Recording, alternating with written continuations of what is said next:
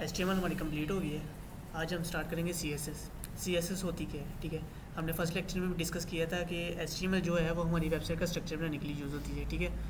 और उसमें हमने सारा स्ट्रक्चर बनाना सीखा था कि हमने कौन सा टेक्स्ट किधर ऐड करना है, कौन सा हमें लिस्ट यूज़ करनी है, आवाज़ की हमने लिस्ट यूज़ करनी है, या फिर कौन सी पिक्चर कहाँ पे लगानी है, इमेजेस कहाँ पे लगानी है। आज हम यूज़ करेंगे, सीखेंगे कि CSS क्या होती है, यानी कि उस जो स्ट्रक्चर बनाया है उसको हम स्टाइल कैसे कर सकते हैं, स्टाइल करके, ताकि उसको अट्रैक्टिव बनाए, हमारी वेबसाइट दिखने से पता चले कि इसका कोई कलर है, कोई कलर थीम यूज़ हुआ है, इस पर कोई कलर स्कीम यूज़ हुई है, इसका लेआउट कैसा है, ताकि यूज़र हमारी अगर वेबसाइट पे है तो उसको अट्रैक्टिव वेबसाइट लगे। ये ना हो कि वो HTML के लिए लिखी है, उसको समझ रहे हैं, वो छोड़ के चला जाए वेबसाइट। इसलिए हम क्या करेंगे, अपनी वेबसाइट को अट्रैक्टिव बनाएंगे। तो CSS की फुल फॉर्म क्या है? जैसे हमने HTML की फुल फॉर्म देखी थी कि हाइपर टेक्स्ट मार्कअप लैंग्वेज, इसी तरीके से CSS की फुल फॉर्म है cascade style sheet. Cascade style sheet का मतलब होता है कि ऐसी शीट्स जो एक दूसरे के ऊपर आती हैं, क्योंकि इसके अंदर ना हम मल्टीपल शीट्स बना सकते हैं। जैसे हमने HTML की फाइल बनाई थी एक .html के नाम से, इसी तरीके से हम क्या करेंगे, CSS की फाइल्स भी बनाएंगे। अब जो CSS की जितनी भी फाइल्स होंगी ना, हर एक फाइल एक शीट कंसिडर होगी। उसके अंदर शीट के अंदर हम सारा CSS का काम लिखेंगे, तो वो सारी एक शीट कंसिडर होगी। तो मल्टीपल शीट्स हम बना के अपनी एक ही HTML वाली फाइल के अंदर लिंक कर सकते हैं। तो लिंक करने से क्या होगा कि वो हमारे उसके साथ लिंक हो जाएगी और हमारी जो जितनी भी CSS सारी अप्लाई हो जाएगी उसके ऊपर, ठीक है। अब ना CSS को यूज़ कैसे कर सकते हैं हम HTML के साथ? सबसे पहले हमने क्या करते हैं, अपना जो फोल्डर बनाते हैं। जैसे हमने लास्ट टाइम क्या किया था, एक HTML का फोल्डर बनाया था। इस तरीके से हम एक न्यू फोल्डर बना लेते हैं अपना, ओपन फोल्डर।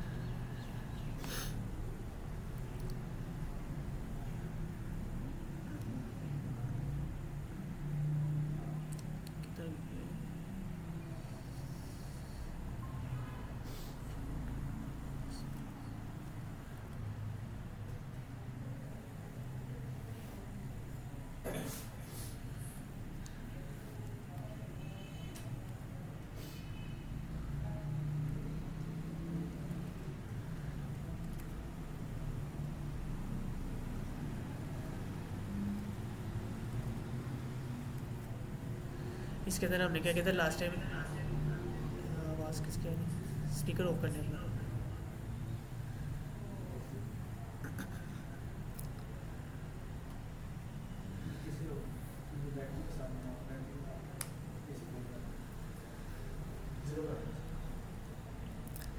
हमने HTML का फोल्डर बनाया था, इसी तरीके से हम क्या करेंगे, इसके साथ ही ना CSS का फोल्डर बना लेंगे।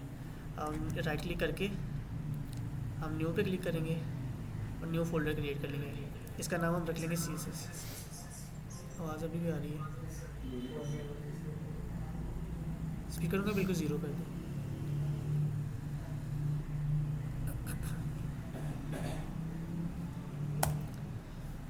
अब हमारा CSS का फोल्डर क्रिएट हो गया है, हम इसको ओपन करेंगे यहाँ पे।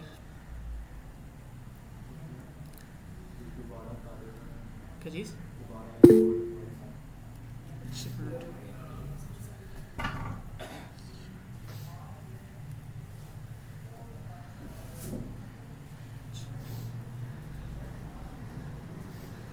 केमिस्ट्री का फार्मूला जो हमें राइट करना है, हम डायरेक्ट HTML के अंदर नहीं लिख सकते। उसको HTML के अंदर लिखने के लिए हमें क्या करना है, जावास्क्रिप्ट यूज़ करनी पड़ेगी। जावास्क्रिप्ट क्या जो प्रोग्रामिंग लैंग्वेज है, तो ये जितने भी फार्मूलाज वगैरह हैं सारे हमारे उसके अंदर प्रोग्रामिंग लैंग्वेज के अंदर लिख सकते हैं। HTML हमारी प्रोग्रामिंग लैंग्वेज नहीं, स्ट्रक्चर लैंग्वेज है, इसलिए हम HTML के अंदर ये फार्मूलाज नहीं लिख सकते।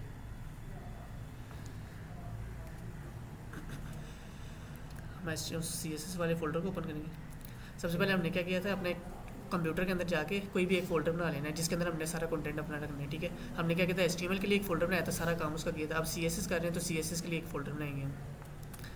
सर हमने तो HTML पूरा नहीं किया है, अगर हम इसके लिए अलग क्या चीज़? HTML हाँ, तो हम नहीं किया पूरा। अच्छा। तो इसके लिए अगर पहले हम ये कर लें उसके बाद वो कर लें। इसका वैसे उससे लिंक कोई नहीं है, लेकिन आप वो कंप्लीट करेंगे उसके। वो ये आज करता नहीं है, इसका नहीं हुआ क्या ठीक है, बाद में सारा काम करके बाद में फोल्डर बना देते हैं, बाद में आप लिखवा देते हैं, ऐसा भी कर सकते हैं।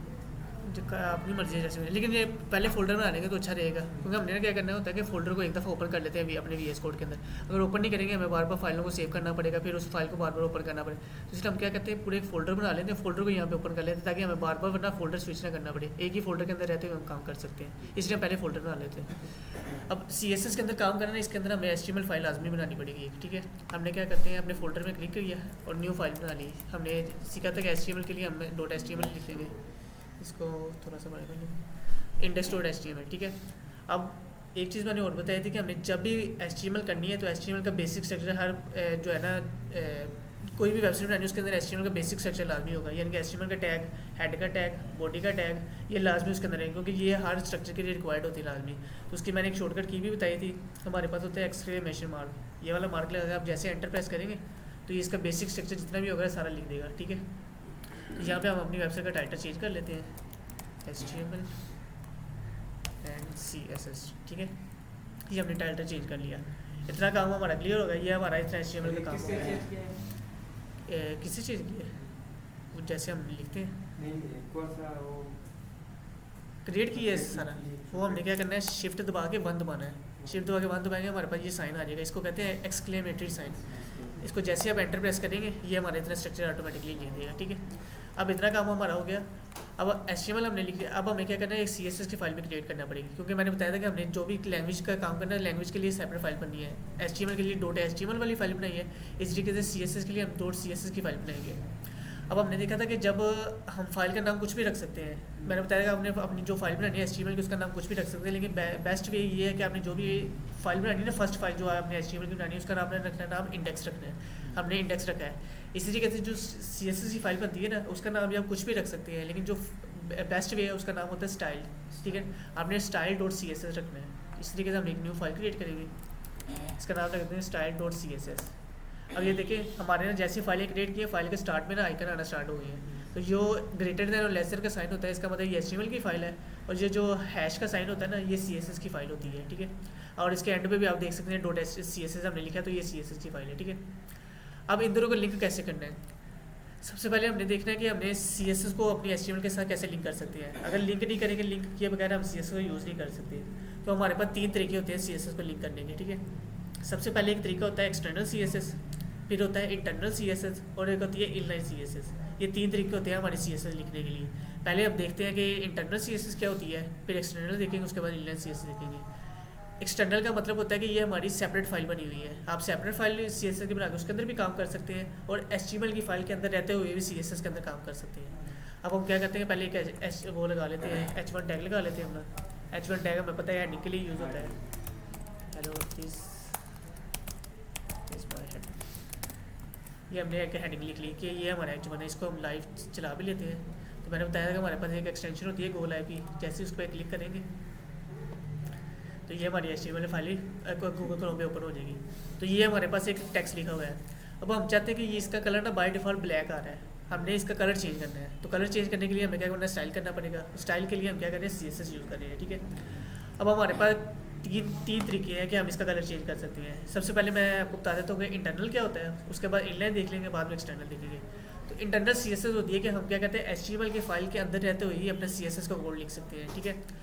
तो जब आपने एक चीज़ याद रखनी है, जब भी इंटरनल CSS आप कर रहे हैं ना, तो इंटरनल CSS केस में हमेशा आपने CSS को लिखना है हेड टैग के अंदर। ये हमारा हेड का टैग जो बना हुआ था, इस टैग के अंदर आपने हमेशा CSS लिखना है। अगर आप इंटरनल CSS यूज़ करेंगे तो इसके लिए आपने क्या करना है, हमारे पास CSS के लिए भी एक टैग होता है, इसको हम कहते हैं स्टाइल का टैग।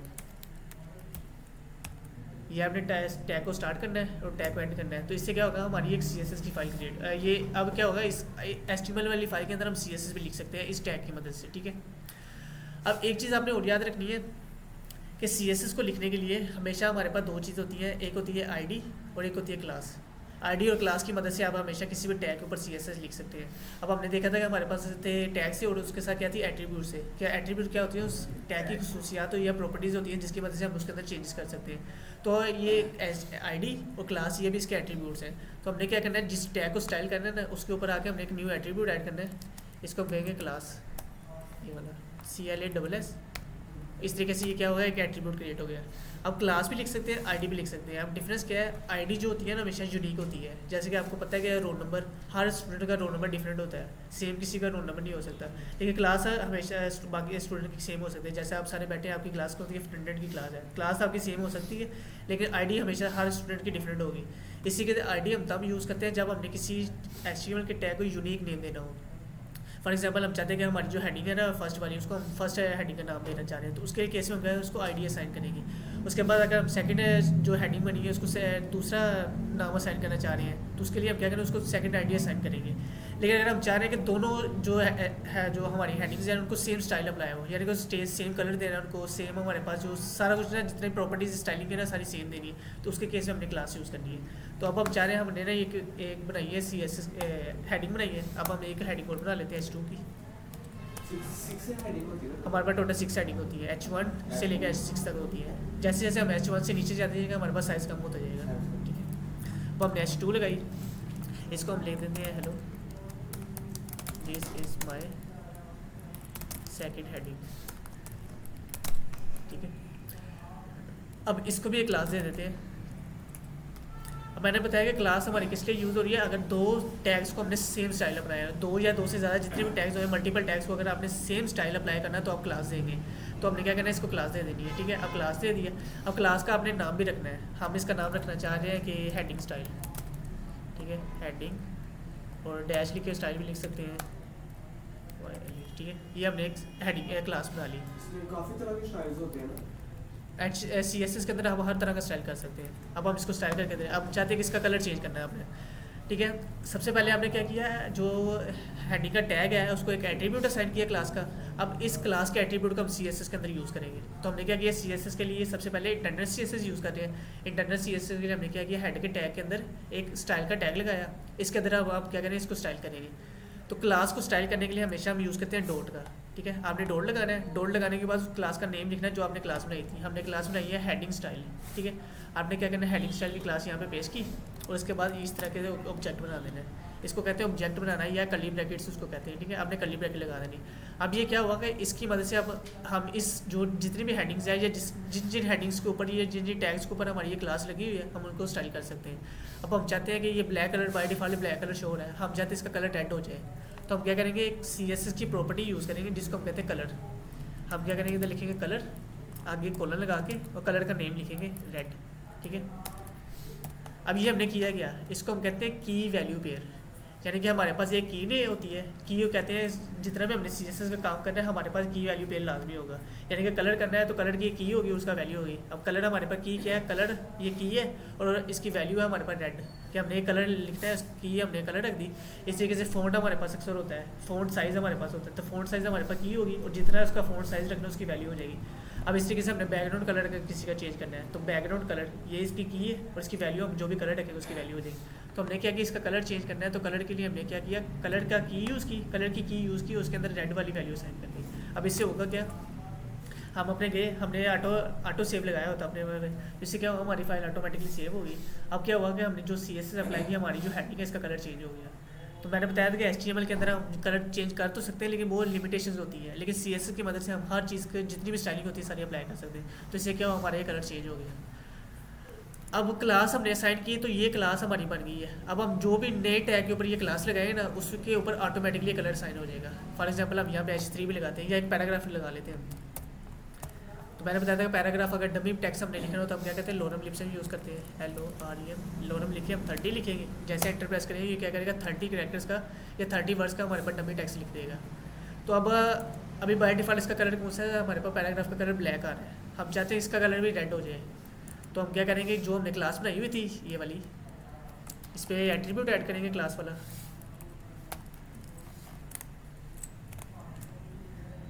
क्लास वाला एट्रीब्यूट लगाया, और सेम जो क्लास हमने हेडिंग के ऊपर लगाई है वो सेम क्लासेस के ऊपर लगा देंगे, हेडिंग स्टाइल। हमने ये क्लास लगाई, हमारी फाइल ऑटोमेटिकली सेव हुई, उससे क्या हुआ, हमारी जो पैराग्राफ है इसके ऊपर भी स्टाइल अप्लाई हो गया, ठीक है। इस तरीके से। लेकिन अगर आप चाहते हैं कि हमारे पास अब ये हेडिंग है ना, ये तो सेम स्टाइल अप्लाई हो गया, अब हम चाहते हैं कि पैराग्राफ है ना इसका स्टाइल डिफरेंट हो, तो उसके लिए हम क्या कर सकते हैं कि हम इसको क्लास डिफरेंट क्लास भी दे सकते हैं। अगर हम इसको डिफरेंट क्लास देते हैं तो हम क्या करते हैं, इसको कहते हैं पैराग्राफ स्टाइल, ठीक है। अब इसको पैराग्राफ स्टाइल का हमने क्या है, इसको क्लास अब क्या होगी, डिफरेंट होगी, ठीक है। अब डिफरेंट क्लास की तो इसका कलर खत्म हो गया हमारे पास। अब हम क्या करेंगे, ये न्यू जो क्लास बनाई है इसको भी हम CSS के मदद से स्टाइल करेंगे। हमने इसको कॉपी करना है, और जो हमारा ऑब्जेक्ट ये ख़त्म हुआ है इसके बिल्कुल नीचे आना है, और यहाँ पे आके हमने डॉट लगा के दूसरी क्लास का नेम लिखना है, फिर कर्ली ब्रैकेट लगाई। अब इसके अंदर भी हम की वैल्यू पेड़ लगाएंगे। हम इसका कलर चेंज कर रहे थे, हम क्या करेंगे, कलर इक्वल लगा के इसका कलर हम कर देते ब्लू कर देते हैं, इस तरीके से, ठीक है। अब इसको रिफ्रेश करेंगे तो ये देखिए हमारे पास कलर ब्लू हो गया। इस तरीके से आप क्या कर सकते हैं, जितनी क्लासेस बनाएंगे और वो क्लास जिस टैग को असाइन करेंगे उस टैग के ऊपर वो सारा स्टाइल अप्लाई हो जाएगा। ठीक है। अब अगर हम चाहते हैं इस पैराग्राफ का बैकग्राउंड कलर भी चेंज करें, अभी इसका बैकग्राउंड कलर कोई भी हमारे पास नहीं है, हम इसका बैकग्राउंड कलर चेंज करना चाह रहे हैं, तो हम क्या करेंगे, ये जो हमने पैराग्राफ की जो क्लास बनाई है इसके अंदर आके हम ये जो ना हमारा एक जो है ना की वैल्यू पेड़ लगा हुआ है, तो हमने क्या करना है दूसरा की वैल्यू पेड़ ऐड कर देना है। फॉर एग्जांपल कलर के बाद हम क्या करते हैं बैकग्राउंड कलर ऐड कर लें, तो बैकग्राउंड कलर के लिए हमारे पास होता है BACK, बैकग्राउंड कलर या बैकग्राउंड, ये दोनों चीज़ें हम लगा सकते हैं, दोनों लगाएंगे हमारे पास सेम काम होगा। हम लगा देते हैं बैकग्राउंड कलर लगा देते हैं। बैकग्राउंड कलर ये हमने क्या किया, उस की वैल्यू पेड़ में से की का नाम लिखा है, अब इसकी वैल्यू भी लगी, यानी बैकग्राउंड कलर भी कोई ना कोई असाइन करना होगा, तो हम इसको कर देते हैं बैकग्राउंड कलर ब्लैक कर देते हैं। ठीक है, हमने ब्लैक लिखा, इसको रिफ्रेश किया तो ये देखें हमारे पास जो पैराग्राफ का बैकग्राउंड था वो बैकग्राउंड कलर भी चेंज हो गया है। तो लेकिन एक हमारे पास मसला हुआ है कि हमारे पास बैकग्राउंड कलर तो चेंज हो गया, उसके ऊपर हमने कलर क्या दिया होता, ब्लू दिया होता, ब्लू ठीक नज़र नहीं आ रहा, तो हम क्या कहते हैं ब्लू को चेंज करके इसको वाइट कर देते हैं। अब हमने वाइट किया इसको, अब ये देखिए ये दिखने से थोड़ा सा साफ नज़र आ रहा है। ठीक है, एरर आया था कि हमारा हमने ब्लू, एरर नहीं है वैसे, मसला क्या था कि हमारे पास वो ब्लू कलर था, हमने उसको बैकग्राउंड वाइट कर दिया। यहाँ पे आगे नहीं शो हुआ, मतलब कि क्या चीज़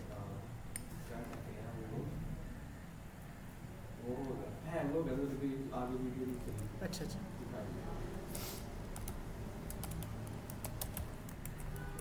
हमने ना ब्लू कलर दिया होता है, तो इसका बैकग्राउंड ब्लैक है और कलर इसके ऊपर ब्लू है, और ब्लू कलर जो है ना ये मैच नहीं हो रहा है इसके साथ, इसको हम कहते हैं कि हमारी जो स्कीम मैच नहीं कर रही। ठीक है, हमने क्या करना है, स्टाइल हमेशा जब भी करना होता है ना, हमने स्टाइलिंग इस तरीके से करनी होती है कि वो चीज़ें हमारी अट्रैक्टिव लगे, हमें देखने से समझ आए, तो इसलिए हमने कलर स्कीम जो है ना अच्छी इस्तेमाल करनी होती है। अब यहाँ पे हमने कलर स्कीम इस्तेमाल किया कि बैकग्राउंड हमारे पास ब्लैक है और हमने जो कलर इसका टेक्स्ट का कलर है वो ब्लू दे दिया है, तो इससे क्या हुआ हमारा कलर जो है ना टेक्स्ट देखने से सही नज़र नहीं आ रहा, तो हमने क्या करना है जो कलर स्कीम मैच करके रखनी है कि कलर हम इस तरीके से यूज़ करें कि हमारे पास जो है ना देखने से हमें चीज़ समझ आए। तो ब्लू और ब्लैक का कोई कॉम्बिनेशन नहीं बन रहा, तो हमने क्या करना है ब्लू की जगह वो वाइट यूज़ करेंगे। हमने इसको क्या किया, कलर को चेंज करके वाइट कर दिया। अब जैसे वाइट किया अब हमारे पास टेक्स्ट पढ़ने से सारा समझ आ रहा है, तो ये क्या हो रहा है, हमने कॉम्बिनेशन कलर का अच्छा यूज़ किया है। अब एक चीज़ हो रहा है कि हमारे पास जो टेक्स्ट है ना इनर साइड पे, ये हमारे पास बिल्कुल साथ लगा हुआ है, यानी कि टॉप से भी साथ है, बॉटम से भी साथ है, सारा इस तरीके से साथ लगा हुआ है। तो हम क्या कह रहे हैं कि हम चाहते हैं कि इसके अंदर थोड़ी स्पेस भी आ जाए, तो स्पेसिंग के लिए हमारे पास दो टर्म्स यूज़ होती है, एक होती है हमारे पास मार्जिन और एक होती है हमारे पास पैडिंग। मार्जिन क्या होती है कि मार्जिन होती है कि अगर हमने जैसे कि हमारे पास एक पैराग्राफ का टैग है और एक ऊपर हेडिंग का टैग है, अगर इन दोनों के दरमियान स्पेस हमने ऐड करनी है तो हम क्या करें मार्जिन यूज़ करेंगे, यानी कि अगर हमने टैग के बाहर स्पेस ऐड करनी है तो हम मार्जिन यूज़ करेंगे, अगर टैग के अंदर हमने स्पेस यूज़ करनी है तो हम पैडिंग यूज़ करेंगे। तो अब हमें स्पेस चाहिए टैग के अंदर चाहिए, हम चाह रहे हैं कि ये बैकग्राउंड ब्लैक है ना इसके अंदर वाले हिस्से में स्पेस चाहिए, तो हम पैडिंग का टैग यूज़ करेंगे। हम यहाँ पे सेम एक न्यू की वैल्यू पेड़ लगाएंगे, उसको हम कहेंगे पैडिंग। ठीक है, जैसे हम पैडिंग देंगे हम इस अब ना पैडिंग के लिए आगे ना फॉर्मेट, जैसे आपको पता है कि हर काम का यूनिट होता है, जैसे अगर हम दूध लेने जाते हैं तो हम उसको कहते हैं कि हमें इतने किलो दे दो, ये इतने लीटर दे दो, तो ये इसका यूनिट है। इसी तरीके से जब हम कंप्यूटर की लैंग्वेज में काम करते हैं ना, हमारे पास जो कंप्यूटर्स की जो मेमोरी होती है ना वो बिट्स के अंदर कंसीडर की जाती है, लेकिन जो हमारे पास स्क्रीन्स होती है ना, ये यानी कि प्रोग्रामिंग लैंग्वेज के अंदर जितना हम काम करते हैं इसको हम कंसीडर करते हैं पिक्सल के अंदर। एक पिक्सल होती है हमारे पास, एक REM होती है, तो ये मुख्तलिफ चीज़ें यूज़ होती है। तो हम क्या कहते हैं जितने भी हमारे पास स्क्रीन का साइज़ हो, विड्थ देनी हो, हाइट देनी हो या फिर कोई पैडिंग वगैरह देनी हो तो हम पिक्सल के अंदर लगाते हैं। तो इसको हम देंगे 20 पिक्सल, अगर हम 20 पिक्सल कर देते हैं तो इससे क्या होगा, ये टैग के इनर साइड पर स्पेस ऐड होगी। अब ये क्या हुआ है कि हमने पैडिंग लेके 20 पिक्सल दिया है, तो हमने इसको कुछ नहीं बताया कि हमें टॉप से चाहिए, बॉटम से चाहिए, लेफ्ट से चाहिए, राइट से चाहिए, हमने कुछ नहीं बताया, तो 20 पिक्सल बता दिए। तो अगर हम इस तरीके से करेंगे ना, यानी कि सिंपल पैडिंग लिखे उसको दे दिया, तो उसने क्या किया ना चारों साइड पे 20 पिक्सल की पैडिंग ऐड कर दी, यानी कि ये टॉप पे जो स्पेस आ रही है 20 पिक्सल की है। इस तरीके से लेफ्ट पे 20 पिक्सल की स्पेस आ रही है, राइट पे 20 पिक्सल की स्पेस आ रही है, और इस तरीके से राइट पे भी 20 पिक्सल की स्पेस है, लेकिन राइट पे हमें ज़्यादा की शो जो हो रही है कि हमारे पास कंटेंट कम है। अगर हम कंटेंट को ज़्यादा कर देते हैं, फॉर एग्जाम्पल यहाँ से हम कंटेंट को ख़त्म करते हैं और इसको हम कर देते हैं लोरम 50। अब ये देखिए, अब ये बिल्कुल एंड पे चला गया है। इससे क्या हो गया, हमारे पास राइट चारों साइड पे स्पेस ऐड। लेकिन अगर आप चाहते हैं कि आपने स्पेसिफिक स्पेस ऐड करनी है, यानी कि हम चाहते हैं कि हमने लेफ्ट राइट से स्पेस ऐड टॉप बॉटम से करनी है, लेफ्ट से स्पेस ऐड नहीं करनी, तो उसके लिए हमारे पास होता है, आप इस तरीके से पैडिंग भी लगा सकते हैं, या अगर आप सिंगल लगाना चाहिए, फॉर एग्जांपल हम चाहते हैं कि हम टॉप पे लगाना चाह रहे हैं। अब ये मैंने क्या किया है कि ये हमारे पास टेक्स्ट तो लिखा हुआ है, जैसे कि अगर आप इसके अंदर देखें तो हमारे पास टेक्स्ट लिखा हुआ है, लेकिन उसको ना ग्रीन कलर हो गया है, इसको हम कहते हैं कमेंट करना। कमेंट करने से क्या होता है कि हमारा कोड तो लिखा रहता है फाइल के अंदर, लेकिन वो इम्प्लीमेंट नहीं होता है। जैसे कि मैंने इसको कमेंट किया ना, ये ग्रीन हो गया है, अब ये देखें चेंजेस वापस हो गई, यानी कि हमारी स्पेस खत्म हो गई है। तो कमेंट करने से क्या होता है कि हमारा कोड फाइल के अंदर तो मौजूद रहता है, लेकिन हमारा कोड जो है ना इम्प्लीमेंट नहीं होता, यानी कि इसका काम कोई नहीं है, पर्पस कोई नहीं है, लेकिन लिखा रहेगा सिर्फ। लेकिन जैसे ही मैं इसको कमेंट से हटाऊंगा तो ये स्पेस ऐड हो जाएगी दोबारा। तो कमेंट को ऐड करने के लिए आप क्या करते हैं, हमारे पास कंट्रोल का बटन होता है, कंट्रोल के साथ हमारे पास होती है ब्लैक जो है ना ब्लैक स्लैशेस, ये वाला बटन होता है। जैसे ही आप ये दोनों प्रेस करेंगे ये कमेंट हो जाएगा। तो जैसे ही कोई चीज़ हमारी कमेंट होगी हमारे पास इसकी इम्प्लीमेंटेशन ख़त्म हो जाएगी, ठीक है। अब हम चाहते हैं कि हमने सिर्फ टॉप से पैडिंग देनी है, तो हमारे पास ये होगी। अब मैंने बताया कि हमारे पास दो चीज़ें, मार्जिन होती है अगर टैग से बाहर स्पेस ऐड करनी हो, और पैडिंग होती है अगर टैग से अंदर स्पेस ऐड करनी हो। तो हमें इनर स्पेस चाहिए, यानी कि अंदर टैग के अंदर स्पेस चाहिए। तो अब हम क्या करेंगे, पैडिंग डैश टॉप। जैसे मैं एंटर प्रेस करूँगा ये क्या करेंगे, की वैल्यू पेयर हमारे बना देगा। और आपने हमेशा याद रखना है की वैल्यू पेयर के अंदर हम की का नाम लिखते हैं, नाम लिखने के बाद हम क्या कहते हैं, कोलन लगाते हैं। कोलन लगाने के बाद थोड़ी सी स्पेस होती है, इसके अंदर हम वैल्यू लिखते हैं, उसके बाद ये सेमी कोलन होता है हमारे पास। तो ये इसका सिंटैक्स होता है, ठीक है। सिंटैक्स होता है किसी चीज़ को लिखने का तरीका, तो ये इसका सिंटैक्स है की वैल्यू पेयर को लिखने का। अब हम चाहते हैं कि हमने सिर्फ टॉप से देनी है, तो मैं 20 पिक्सल दे देता हूँ। जैसे मैं 20 पिक्सल दूंगा तो ये क्या है, टॉप से स्पेस ऐड होगी, लेकिन लेफ्ट राइट टॉप बॉटम जो है ना, लेफ्ट से राइट से और बॉटम से स्पेस ऐड नहीं हुई। अगर हम चाह रहे हैं बॉटम से भी स्पेस दें तो हम क्या करेंगे, पैडिंग बॉटम दे देंगे, ठीक है, पैडिंग डैश बॉटम, ठीक है। अब हम इसको 20 पिक्सल दे देते हैं। इससे क्या हुआ, हमारे पास बॉटम पे भी 20 पिक्सल आ गई। लेकिन हम चाहते हैं कि टॉप पे 20 पिक्सल है, लेकिन बॉटम पे सिर्फ 10 पिक्सल की है, तो हम इसको 10 पिक्सल कर देंगे। तो इससे क्या होगा, हमारे जो बॉटम है वो स्पेस कम आ जाएगी। इस तरीके से हम लेफ्ट राइट पे भी कर सकते हैं। अगर हम करेंगे पैडिंग लेफ्ट 10 पिक्सल, इससे क्या होगा, हमारी ये लेफ्ट साइड पे पैडिंग आ गई, ठीक है। अब इस तरीके से हम क्या करते हैं, पैडिंग बॉटम भी राइट भी कर सकते हैं 10 पिक्सल,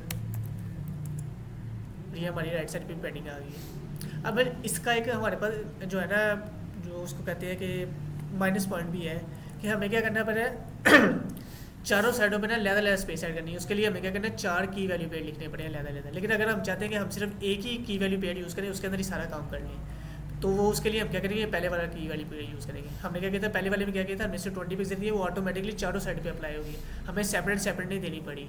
लेकिन उसके अंदर अगर हमने 20 पिक्सल लिख दिया तो वो तो 20 पिक्सल हर साइड पे हो जाएगी। हम चाहते हैं कि हमने टॉप पे सिर्फ 20 पिक्सल देनी है, लेफ्ट राइट और बॉटम पे सिर्फ 10 पिक्सल की देनी है। तो उसके लिए हम क्या करेंगे, नीचे वाला कोड कमेंट कर देंगे। इससे क्या होगा, इसकी इम्प्लीमेंटेशन खत्म हो, यानी कि हमारा कोड वापस पहली पोजीशन पे आ गया। हम क्या करें, इसको पैडिंग जो है ना सिंपल पैडिंग वाला, इसको इनेबल कर देते हैं। इसको जैसे इनेबल किया तो 20 पिक्सल चारों साइड पे आ गई। लेकिन हम चाहते हैं कि सिर्फ टॉप पे 20 पिक्सल है, लेफ्ट पे, राइट पे और बॉटम पे सिर्फ 10 पिक्सल है। उसके लिए हमारे पास चीज़ होती है कि हम इसके अंदर ही 4 दफ़ा लिख सकते हैं एक ही की वैल्यू पेयर के अंदर। तो हमने क्या करना है, 20 पिक्सल के बाद स्पेस ऐड करनी है, फिर लिख देंगे 10 पिक्सल। इस तरीके से फिर स्पेस ऐड किया 10 पिक्सल, फिर स्पेस ऐड किया 10 पिक्सल। अब ये हुआ क्या, ऐसे हमारा जो है ना चीज़ें वापस आ गई जो हमें चाहिए थी। यानी कि पहले ये 4 की वैल्यू पेयर लिखे, 4 लाइनें लिखे हम वो काम कर रहे थे, अब सिर्फ एक लाइन लिखे हम सिर्फ वो काम कर सकते हैं।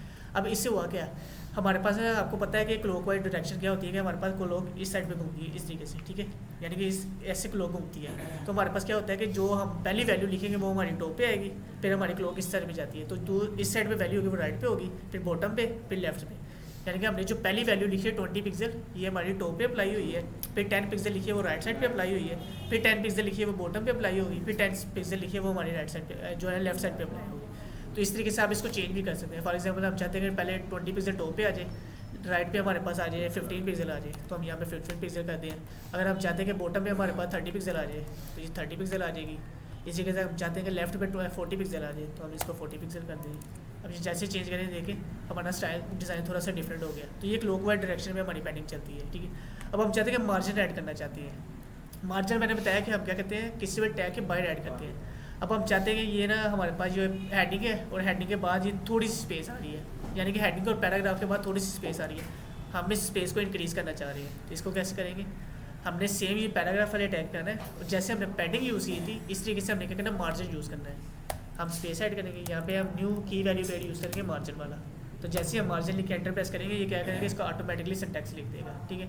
अब हम चाहते हैं कि हम 50 पिक्सल का मार्जिन देंगे, यानी कि 50 पिक्सल की स्पेस ऐड करना चाह रहे हैं। हमने क्या करना है 50 EX। ये जैसे मैंने 50 पिक्सल किया तो इसने क्या किया, काफ़ी ज़्यादा स्पेस ऐड कर दी है। तो ये हुआ क्या कि मैंने बताया कि जैसे हम पैडिंग के केस में किया था, हमने इसको नहीं बताया कि लेफ्ट पे ऐड करनी है, राइट पे ऐड करनी है, टॉप पे करनी है, बॉटम पे करनी है। हमने सिर्फ उसको बता दिया 50 पिक्सल। उसने क्या किया, चारों डायरेक्शन में ऐड कर दी। तो अगर हम चारों से डायरेक्शन में सेपरेट करना चाह रहे हैं तो उसका एक तो तरीका ये है कि जैसे हमने ये लिखा था padding left, padding bottom, padding top, padding bottom, इसी तरीके से हम margin left, margin right, margin top और मार्जिन बॉटम में कर सकते हैं। लेकिन उसके लिए भी क्या करना पड़ेगा, हमें 4 लाइनें लिखनी पड़ेगी। तो उसका भी ईजी वे हमारे पास ये है कि हम एक ही लाइन में इस तरीके से लिख सकते हैं जैसे हमने पैडिंग यूज़ की थी। हम क्या करेंगे, टॉप से सिर्फ हम 50 पिक्सल ऐड करना चाह रहे हैं, हम इसको जो है ना लेफ्ट से कोई नहीं ऐड करना चाहिए, हम 0 पिक्सल देना चाहें तो मैं करूँगा 0 पिक्सल लिख दूँगा, ठीक है, राइट पे। इस तरीके से मैं बॉटम पे भी कुछ नहीं ऐड करना चाह रहा, 0 पिक्सल लिख दूँगा। इस तरीके से मैं लेफ्ट पे भी कुछ नहीं ऐड करना चाह रहा तो मैं 0 पिक्सल लिख दूँगा। अभी देखिए इससे क्या होगा, हमारी सिर्फ ये टॉप वाली स्पेस ऐड हुई है, लेफ्ट राइट और बॉटम में स्पेस ऐड नहीं हुई। यानी कि हमने इसके क्या करना है, अपनी मर्जी से स्पेस को भी मैनेज कर सकते हैं। तो मार्जिन और पैडिंग हमेशा स्पेस के लिए ऐड होती है हमारे पास, ठीक है। अगर आपने टैग से बाहर स्पेस ऐड करनी है तो मार्जिन यूज़ करना है, अगर टैग के अंदर स्पेस ऐड करनी है तो हमने हमेशा पैडिंग यूज़ करनी है, ठीक है। ये 2 चीज़ें हमारी स्पेसिंग के लिए होती है। तो हमने क्या किया, 4 की वैल्यू बेट सीख ली है कि हम स्पेस कैसे ऐड कर सकते हैं, टॉप जो है ना टैग के बाहर स्पेस कैसे ऐड कर सकते हैं, टैग के इनर स्पेस कैसे ऐड कर सकते हैं, कलर कैसे चेंज कर सकते हैं, बैकग्राउंड कलर कैसे चेंज कर सकते हैं। ये 4 हमारे पास की वैल्यू पेयर हो गई, यानी कि ये क्या है, 4 स्टाइलिंग के पार्ट है हमारे पास, ठीक है। इस तरीके से अगर हम न्यूज़ सीखते हैं, अभी देखिए हमारे पास जो फ़ॉन्ट है, फ़ॉन्ट क्या किसको कहते हैं कि फ़ॉन्ट कहते हैं कि जो हमारे पास जो है स्टाइल, हमारे पास फ़ॉन्ट के भी डिफरेंट वेरिएंट होते हैं। एक होता है फ़ॉन्ट स्टाइल। फ़ॉन्ट स्टाइल का मतलब कहते हैं हमने जो फ़ॉन्ट का लिखा हुआ है किस लैंग्वेज के अंदर लिखा हुआ है, तो इसके अंदर डिफरेंट फ़ॉन्ट के स्टाइल्स होते हैं। हाँ जी, सर ये जो बैकग्राउंड कलर दिया हमने ब्लैक, पूरी लाइन पे आ रहा है, मैं हाफ तक हाँ अच्छा पॉइंट है। हमारे पास ना CSS के अंदर चीज़ें होती हैं, उसको हम कहते हैं ब्लॉक एलिमेंट और इनलाइन एलिमेंट, ठीक है। कुछ टैग्स हमारे पास जो होते हैं वो ब्लॉक एलिमेंट होते हैं, कुछ टैग्स हमारे पास होते हैं वो इनलाइन एलिमेंट होते हैं, ठीक है। पैराग्राफ का टैग और हेडिंग का टैग ये ब्लॉक एलिमेंट होते हैं। ब्लॉक एलिमेंट उनको कहते हैं जिनको अगर हम यूज़ करेंगे वो पूरी स्क्रीन की स्पेस ले लेते हैं। अब जिसने क्या किया, हमने पैराग्राफ का टैग यूज़ किया है तो इसने क्या किया, पूरी स्क्रीन की स्पेस ली है, यानी कि हमारे पास जितनी स्पेस है सारी ले ली। उन टैग्स को हम कहते हैं ब्लॉक एलिमेंट्स। ब्लॉक एलिमेंट क्या कहते हैं, पूरी स्पेस ले लेते हैं, ठीक है। इसलिए दूसरे जो टैग होते हैं ना उसको हम कहते हैं इनलाइन टैग्स, ठीक है। इनलाइन टैग जो होते हैं ना वो सिर्फ उतनी स्पेस लेते हैं जितनी उनका कंटेंट होता है। कंटेंट यानी कि इसके अंदर जितना पार्ट लिखा होगा ना उतनी स्पेस लेंगे, कुछ ज़्यादा नहीं लेंगे। लेकिन ये पैराग्राफ का टैग है ना, ये ब्लॉक एलिमेंट है, ये ऑटोमेटिकली पूरी स्क्रीन की स्पेस ले लेगा। अगर हमने इसको कम करना है तो उसके लिए हमारे पास होती है विड्थ। हम क्या कहते हैं, विड्थ सेट करते हैं। अब इसकी विड्थ सेट करते हैं हम क्या कहते हैं, इसी पैराग्राफ की स्टाइल का हमने जो क्लास लगाई हुई है ना, यही क्लास लगाई रखते हैं। PR टैग मैं बाद में बताता हूँ, वो भी नहीं यूज़ करना। PR टैग हम यूज़ करते हैं किसी ना कोड को लिखने के लिए, तो वो हम अभी इसके बाद करेंगे। अभी इससे ये चीज़ें करते हैं। हम क्या करेंगे, हमने पैराग्राफ की जो स्टाइल क्लास बनाई हुई है ना, इसके अंदर ही क्या हम कर देते हैं विड्थ। हमने क्या करना है, विड्थ वाली एक की वैल्यू जो है ना की वैल्यू पेड यूज़ करना है, ठीक है। हमने विड्थ लिख के एंटर प्रेस करेंगे तो ये क्या करना है, की वैल्यू पेड लिख दिया। अब मैंने बताया कि हमारे पास प्रोग्रामिंग के अंदर जितना भी काम करना है हमने पिक्सल के अंदर करना है, तो हम इसको विड्थ देंगे 300 पिक्सल की दे देते हैं फॉर एग्जाम्पल। मैंने जैसे 300 पिक्सल की दी, ये क्या हुआ, इसका स्क्रीन होगी, यानी कि कम हो गया। अब ये क्या है, 300 पिक्सल टोटल पिक्सल होती है, ये स्क्रीन पे डिपेंड करता है। अब आपके लैपटॉप की डिफरेंट हो सकती है, मेरे लैपटॉप की डिफरेंट हो सकती है, ठीक है। पिक्सल क्या होते हैं, पिक्सल होते हैं हमारी जितनी भी कंप्यूटर की स्क्रीन होती है ना, ये सारी पिक्सल के अंदर बनी होती है। यानी कि इसके अंदर ना अगर आप इसको स्क्रॉल करके चेक करेंगे ना तो छोटे छोटे बॉक्सेस बने होते हैं स्क्रीन के अंदर। ये हमारी जितनी भी स्क्रीन होती है बॉक्सेस को मिला के बनती है, ठीक है। हर बॉक्स को एक पिक्सल कहते हैं, ठीक है। इस तरह मल्टीपल पिक्सल होते हैं। कुछ के लैपटॉप में 780 पिक्सल होते हैं, कुछ में 180 पिक्सल होते हैं, कुछ रिस्पॉन्सिव बना सकते हैं। फिर हम क्या कहते हैं, पिक्सल नहीं यूज़ करते। पिक्सल अगर यूज़ करेंगे तो वो क्या करेंगे, स्क्रीन पर डिपेंडेंट है। फिर हम यूज़ करते हैं परसेंटेज। अब परसेंटेज हम चाहते हैं कि इसको ना पूरा यानी कि जिस भी स्क्रीन पे चले जाए, इसी 50 जो है ना 30 पिक्सल शो होना चाहिए, 30 पिक्सल कह रहे हो 30% शो होना चाहिए, या 50% शो होना चाहिए, यानी कि पूरा स्क्रीन के हाफ के अंदर है। उसके लिए हमने क्या करना है, यूनिट इसका चेंज कर देना है। अब ये पहला यूनिट हमने क्या किया था, पिक्सल का यूज़ किया था, तो पिक्सल के यूनिट में ये रिस्पॉन्सिव नहीं हमारे पास होगी। अब रिस्पॉन्सिव क्या होती है, रिस्पॉन्सिव हमारे पास होती है कि हमने कोड को या जो अपना डिज़ाइन बनाया ना उसको इस तरीके से बनाने को जिस मर्जी स्क्रीन पे चले वो डिज़ाइन ख़राब नहीं होना चाहिए। तो इसको हम कहते हैं रिस्पॉन्सिवनेस। यानी कि किसी भी वेबसाइट की रिस्पॉन्सिवनेस अगर आपको कहना इसकी रिस्पॉन्सिवनेस कैसी है, उसका मतलब होता है कि हमने जिस मर्जी स्क्रीन पे चले जाए आपका डिज़ाइन जो है ना ख़राब नहीं होना चाहिए। तो पिक्सल अगर यूज़ करेंगे तो पिक्सल के केस में हमारा डिज़ाइन ख़राब हो जाता है। तो उसके केस में हमने क्या करना है, विड्थ हाइट हमेशा हमने क्या करना है, परसेंटेज के अंदर यूज़ करनी है। तो हम इसको कर देते हैं, परसेंटेज आपको पता है कि 0 से लेकर 100 तक होती है, हम इसको कर देते हैं 50%। पर्सन के लिए हमने क्या करना है, पर्सन का साइन यूज़ करना है। तो अब हमने इसको 50% की, तो ये क्या हुआ, पूरी स्क्रीन के हाफ में आ गई। अब ये कोड मैं किसी भी लैपटॉप में जाकर चलाऊंगा ना, या किसी भी स्क्रीन पे जाकर चलाऊंगा, ये हमेशा सेंटर के अंदर शो होगी, ये इससे स्क्रीन से ज़्यादा। तो ये क्या हो गया, हमारा पैराग्राफ रिस्पॉन्सिव बन गया है, यानी कि पूरा स्क्रीन के हाफ के अंदर शो हो रहा है, स्क्रीन से ज़्यादा नहीं हो। अब देखिए इसकी ना हाइट भी कम है। हाइट इसकी कम क्यों है, क्योंकि इसके अंदर कंटेंट थोड़ा है, तो जितना कंटेंट होगा वो उसके अकॉर्डिंगली हाइट लेता है। अब हम चाहते हैं इसकी हाइट भी इंक्रीज़ करनी है, तो हाइट इंक्रीज़ करने के लिए हम क्या करेंगे, अपना हाइट का जो है ना, जो की वैल्यू पेयर है वो यूज़ करेंगे।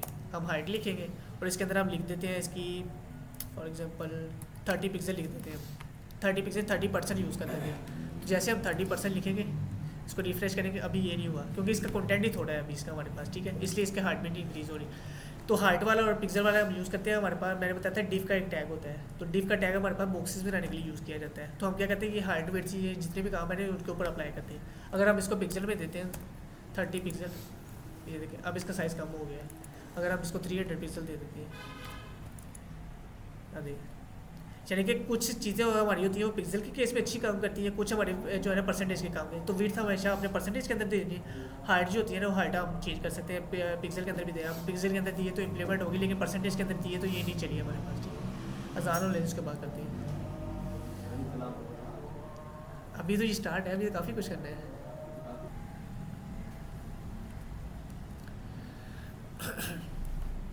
इतना समझ आ गया सर हमको। अब हम चलो नए टैग नहीं सीखते, इन्हीं टैग्स के ऊपर प्रैक्टिस कर लेते हैं थोड़ी सी। लेकिन CSS की टैग जो है ना, जो की वैल्यू पेयर नहीं सीखेंगे, ठीक है। अब मैंने एक और न्यू पैराग्राफ बनाते हैं इसके नीचे ही।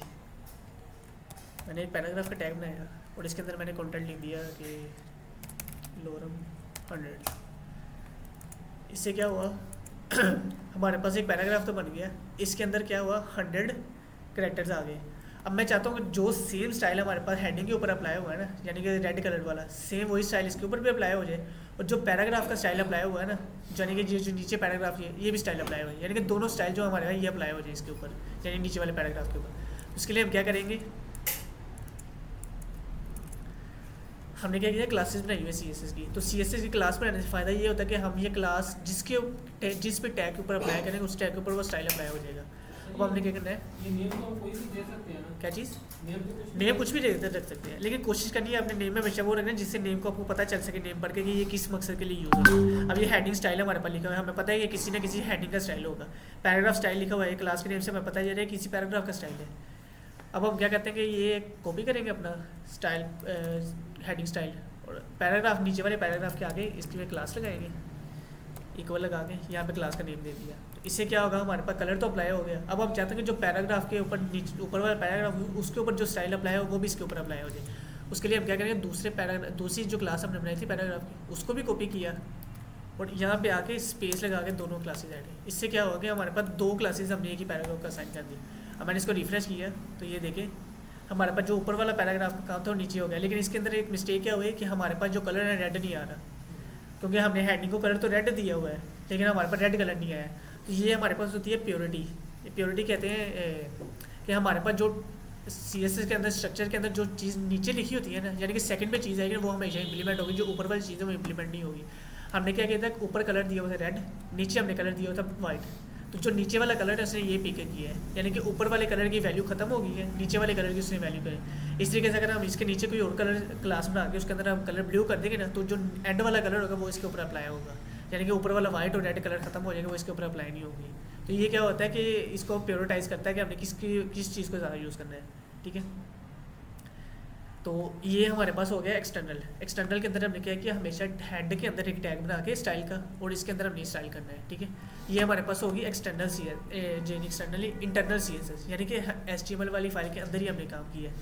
अगर हम चाहते हैं कि हम इसको एक्सटर्नल CSS बनाएं, एक्सटर्नल CSS के इसमें हमें क्यों बनानी है हमने, क्योंकि आपको पता है कि अगर हम एक ही फाइल के अंदर काम लिखेंगे तो हमारी फाइल बहुत ज़्यादा लेंथी हो जाएगी, हमें कोड को समझना मुश्किल हो जाएगा कि इसमें अंदर कौन सा स्टाइल अप्लाई हुआ है, क्या क्या चीज़ें अप्लाई हुई, क्या क्या हमने इसके अंदर यूज़ किया हुआ है। तो उसके लिए जो बेस्ट वे होता है ना, हम क्या कहते हैं CSS की फाइल डिफरेंट बनाते हैं। तो हमने क्या किया था, एक न्यू फाइल बनाई थी CSS की, उसके अंदर क्या अभी हमारी एम्प्टी फाइल थी, यानी कि उसके अंदर हमने कुछ भी नहीं लिखा था। अब हम क्या करेंगे, जितना भी हमारे पास स्टाइल है ना ये वाला, ये सारा हम यहाँ से कॉपी करेंगे और इसको हम क्या कहते हैं कमेंट कर देंगे। ये सारा यहाँ से सेलेक्ट किया, कमेंट किया, कमेंट करने से क्या होगा, हमारा स्टाइल सारा ख़त्म हो जाएगा। यानी कि मैंने बताया कि कमेंट क्या होता है कि हमारा कोड तो लिखा रहता है लेकिन उसकी इम्प्लीमेंटेशन ख़त्म हो जाती है, यानी कि वो अब कोई भी अफेक्ट नहीं करेगा हमारे कोड पे। किससे किया है? ये हमारे पास होती है कंट्रोल और ये स्लैश होती है। या आप दूसरा तरीका आपके पास ये भी होता है, आप इस तरीके से लिख सकते हैं। आपने ग्रेटर देन का साइन लगाया, एक्सक्लेमेशन मार्क लगा के 2 डैशेज लगाएंगे तो ये आपका कमेंट ऐड हो जाएगा। तो जो भी चीज़ आपने कमेंट करनी है वो इसके सेंटर में लिख देनी है आपने, ठीक है। ये कमेंट हटेगा कैसे? आपने क्या करना है, एक तो तरीका है ये है कि इसको यहाँ से भी रिमूव कर दिया, स्टार्ट से भी और एंड से भी रिमूव कर दिया, इस तरीके से भी ख़त्म हो जाएगा। दूसरा तरीका हमारे पास होता है, आपने क्या करना है, सारे को सिलेक्ट करना है जिसको कमेंट किया होता है, कोड सेलेक्ट करके हमारे पास कंट्रोल और ये नीचे बैक स्लैश का शिफ्ट जो है ना, लेफ्ट साइड राइट साइड पे शिफ्ट का बटन होता है, इसके नीचे बिल्कुल साथ होता है स्लैश का बटन। आपने कंट्रोल और स्लैश प्रेस करेंगे और ये कमेंट हट जाएगा आपका, ठीक है। अब इसको कमेंट किया यानी कि ये कोई इम्प्लीमेंट हमारे पास नहीं होगा, ये कोई भी अफेक्ट नहीं करेगा। अब हमने जो अपना स्टाइल जो है ना सेंटर वाला है, इसके अंदर वाला का इसको कॉपी किया और स्टाइल वाली फाइल के अंदर आगे इसको पेस्ट कर दिया। अब आपने एक चीज़ याद रखनी है कि जब भी हम HTML के अंदर इंटरनल CSS लिखने हैं तब आपने स्टाइल का टैग यूज़ करना है, ठीक है। लेकिन जब आप एक्सटर्नल CSS यूज़ करेंगे यानी कि न्यू फाइल बना के यूज़ करेंगे तो उसके अंदर आपने CSS वाला टैग यूज़ नहीं करना, क्योंकि CSS इसका जो एक्सटेंशन है वो CSS है, तो इसको खुद ही पता चलेगा ये CSS का कोड लिखा हुआ है, ठीक है। अब आपने क्या करना है, इसको सेट करते हैं। ये जो आपने कमेंट करके नीचे पैडिंग तो पैडिंग हाँ जी। हम फोल्ड करके लिखा, ये रिमूव भी कर सकते हैं। रिमूव कर दें इसको, मैंने सिर्फ समझाने के लिए लिखा था। जाया क्या है आपका? हाँ, जाया जा रहा है। आपने ऊपर यूज़ कर दिया था, लेकिन ये लिखा हुआ है, लेकिन आपको पता चले कि ये हम इस तरीके से भी काम कर सकते हैं। अब ये तो हमारा स्टाइल हो गया। अब हमने क्या कहना है, CSS लिख लिया, लेकिन पेज को रिफ्रेश किया, हमारे पास कोई भी इफेक्ट नहीं हुआ। क्यों नहीं हुआ? क्योंकि हाँ मैंने बताया कि जब भी हम CSS एक्सटर्नल करते हैं ना, तो एक्सटर्नल CSS के बेस पे हमने क्या करते हैं, दोनों फाइलों को आपस में लिंक करना होता है।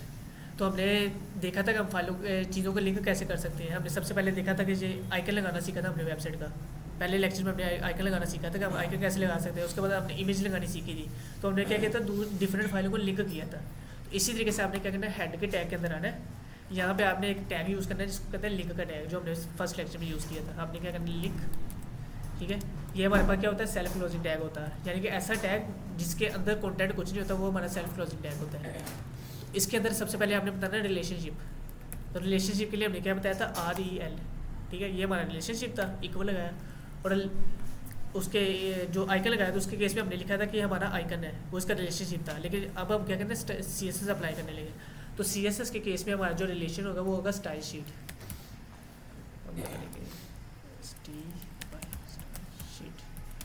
ठीक है।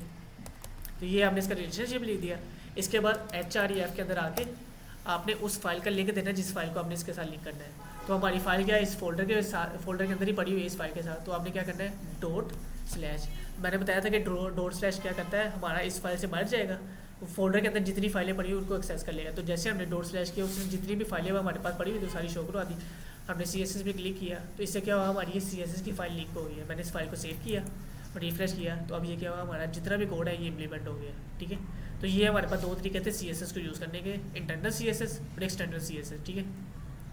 अब हम तरीका देखते हैं कि हम इंटरनल और जो तीसरा तरीका CSS का वो कैसे अप्लाई कर सकते हैं। सर ये जो आपने लगाई है CSS, हाँ जी, ये नीचे हमने रेफरेंस भी देना है, HTML पे जैसे दिया हुआ पहले। सारी बात है, क्लास तो आपने देनी है। जैसे हमने ये क्लास लगाई थी, क्लास आपने लाजमी, जब भी CSS में काम करना आपने क्लासेस लाजमी लगानी है। क्योंकि पहले क्या हो रहा था कि पहले हमने क्लास ये हेड टैग के अंदर बना रहे थे, अब हम क्लास क्या कर रहे हैं, दूसरी फाइल के अंदर बना रहे हैं, सेपरेट फाइल के अंदर बना रहे हैं। इंटरनल और एक्सटर्नल लगेगी, क्लास लाजमी लगेगी, चाहे इंटरनल हो या एक्सटर्नल हो, ठीक है। तीसरा जो हमारा मेथड होता है ना CSS लगाने का, वो उसको कहते हैं इनलाइन CSS। इनलाइन CSS के केस में आपको ये रेफरेंस नहीं देना पड़ता। अब वो इनलाइन CSS कैसे लगेगी, हमने क्या ये क्लास लगाई हुई थी यहाँ पे, ठीक है। अब हम चाहते हैं कि ना ये क्लास क्या करी थी, सिर्फ कलर चेंज करी थी। हमने क्या हमने क्या किया, इसके अंदर सिर्फ कलर लगाया हुआ था, ठीक है।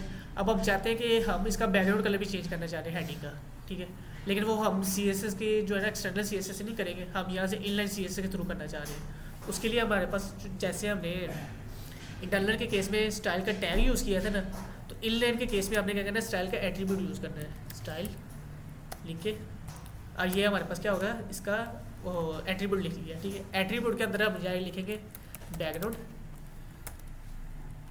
कलर, हम यूज़ कर लेते हैं। तो ये क्या होगा, हमारा की वैल्यू पेयर हमने इसके अंदर भी लिख दिया, ठीक है। अब इसको कलर दे देंगे हम, ब्लैक कर देते हैं।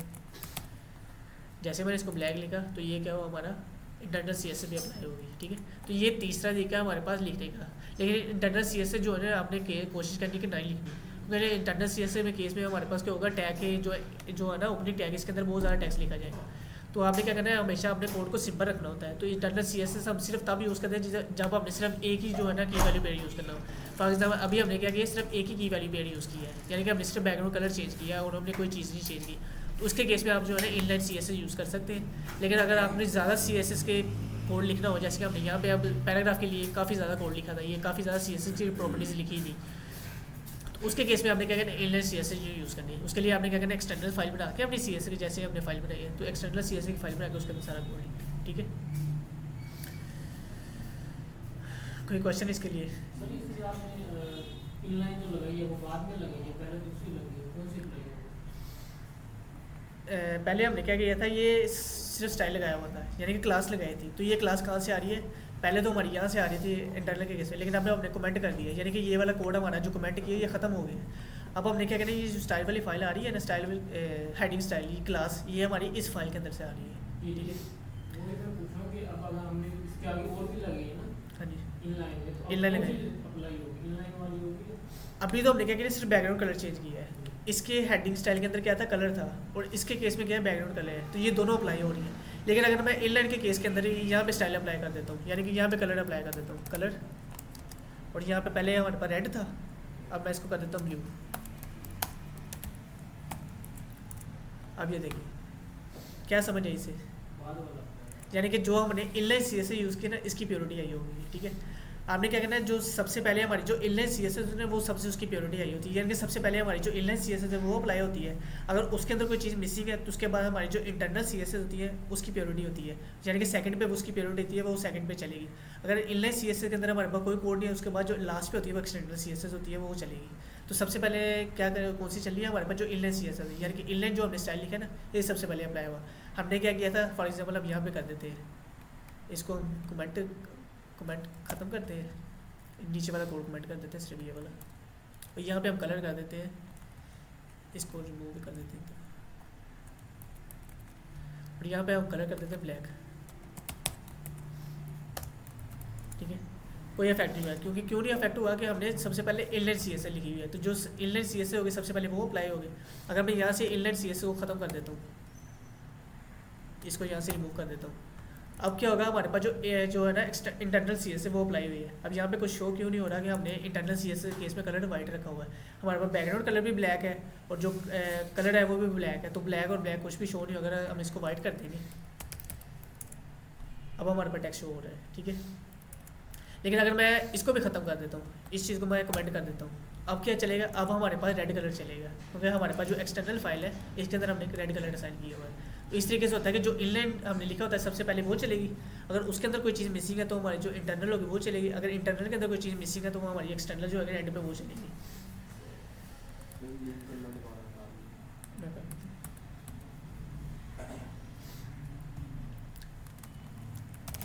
इसको वाइट कर, सर फॉर एग्जांपल हमारे पास 100 पैराग्राफ है, हाँ हमने उस पे एक ही एक्सटर्नल लगा दिया, हम किसी एक लाइन को ब्लू कलर करना चाह रहे हैं, कोई भी कलर करना उसके केस में आपने इनलाइन यूज़ करना है, इनलाइन यूज़ कर देनी है, यानी कि हमने एक्सटर्नल फाइल के अंदर जो एक क्लास बना देनी है वो 100 के ऊपर वही लगा देनी है, वो सारा 100 के ऊपर अप्लाई हो जाएगा, जो भी कलर होगा उसके अंदर जो भी स्टाइल होगा सारा अप्लाई हो जाएगा। जिसको आपने ब्लू करना है आपने सिर्फ उसके केस में इंटरनल सी एस लगा देनी है, तो वो चेंज हो जाएगा आपके सिर्फ इंटरनल के केस में। जैसे हमने ये किया है, 2 पैराग्राफ बनाए थे, दोनों के ऊपर सेम अप्लाई हुआ है, लेकिन अगर हम किसी एक का कलर चेंज करना चाह रहे हैं तो हम उसके लिए दूसरी क्लास बना देंगे।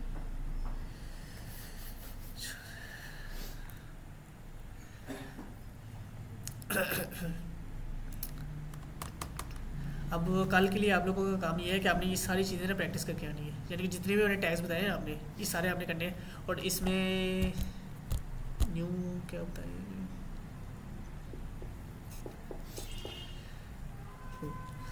आपने जो ऊपर हेडिंग यूज़ की हुई है इसके अंदर भी आपके पास मार्जिन और पैडिंग आनी चाहिए, यानी कि जो स्पेस इसके अंदर भी आनी चाहिए जैसे हमने पे नीचे ऐड की है, और ये जो पैराग्राफ है इनके अंदर स्पेस ऐसे ही आनी चाहिए, ठीक है। और तीसरा आपने काम क्या करना है, HTML के यूज़ करके इसके अंदर इमेज भी लगानी है, ठीक है। अभी इमेज हमने नहीं यूज़ की था, आपने इमेज भी लगा के लानी है इसके अंदर, ठीक है। और इमेज को थोड़ा सा डिज़ाइन भी करना है, इमेज हमारी फुल विड्थ होनी चाहिए।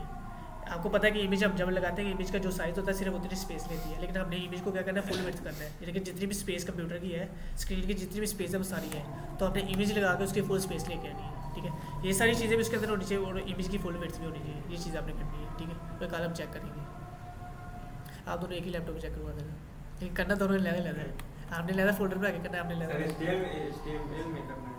HTML की फ़ाइल तो बड़ी लाजमी बनी, क्योंकि CSS आप जो ना खाली आप CSS नहीं देख सकते, उसके लिए आपने HTML की फ़ाइल लाजमी बनानी है, क्योंकि ये जितना भी हम टैग यूज़ करें सारे HTML के अंदर लिख रहे हैं, CSS के अंदर हम टैग तो लिख नहीं सकते, तो HTML फाइल बना के दोनों को लिंक करके और इसके HTML के अंदर जो चीज़ें लिखेंगे वो सारी इसके अंदर इम्प्लीमेंट होती जाएगी।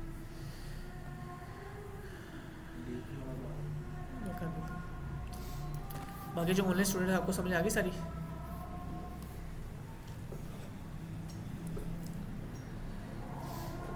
जी सर।